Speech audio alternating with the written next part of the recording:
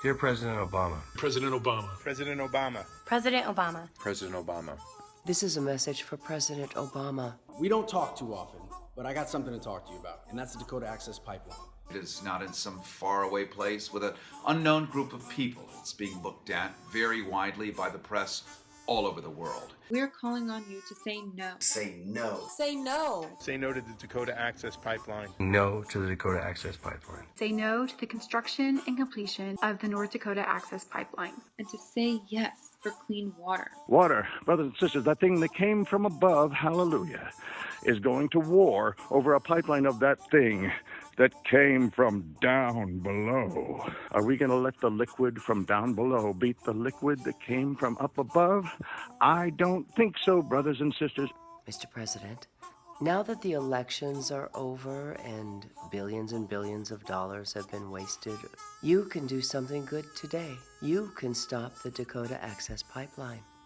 This country historically has betrayed the native people over and over again, starting with genocide, moving on to betraying treaties, and now threatening to poison their water and overlook police brutality, all in the name of protecting big money interests. All of the nations who have united to stop the Dakota Access Pipeline have suffered rubber bullets, bones broken.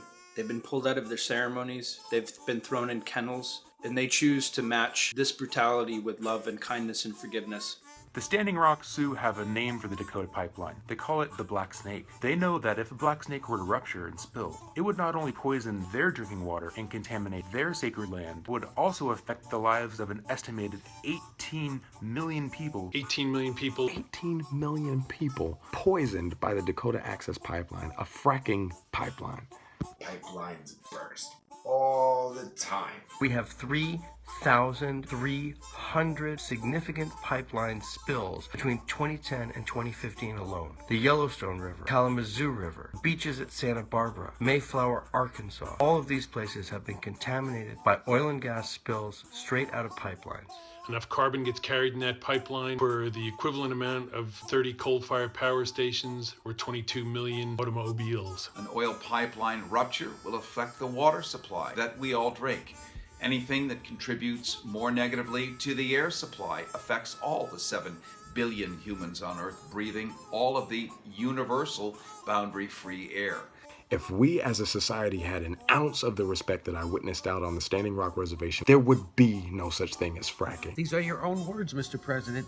You said we also recommit to supporting tribal self-determination, security, and prosperity for all Native Americans. While we cannot erase the scourges or broken promises of our past, we will move ahead together in writing a new, brighter chapter in our history. This is not just an issue of indigenous sovereignty, but it is also the primary fight in our fight against climate change, fracking, and oil and gas contamination in the United States right now. This $3.8 billion project will cause ecological harm to the entire region and put the water supply of millions in jeopardy. That substance we are mostly made of is threatened right now, and its supply is threatened right now. So, brothers and sisters, we have to get active and remind President Obama to not sign off on the DAPL.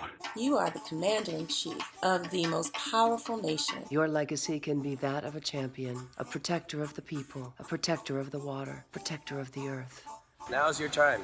Now's your chance, before things get any worse, to make your legacy known. Think about devastating effects the Dakota Access Pipeline has. Think about it. This can be the last great thing you do before you leave office. During your administration, you've spoken out about Flint, Michigan. You've spoken out about addressing climate change. This is your Flint, Michigan. This is your climate change.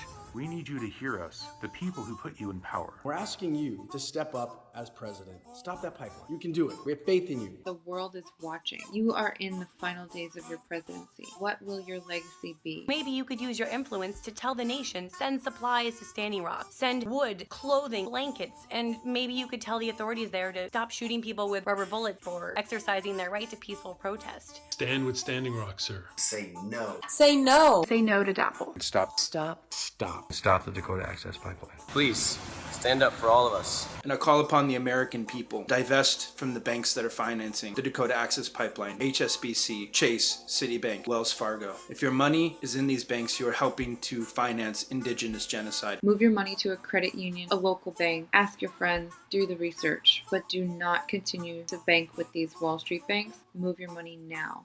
Now is the time to be on the right side of history. For more information and to find out how you can help, visit californiaforprogress.com/no dabble. Thanks, Obama.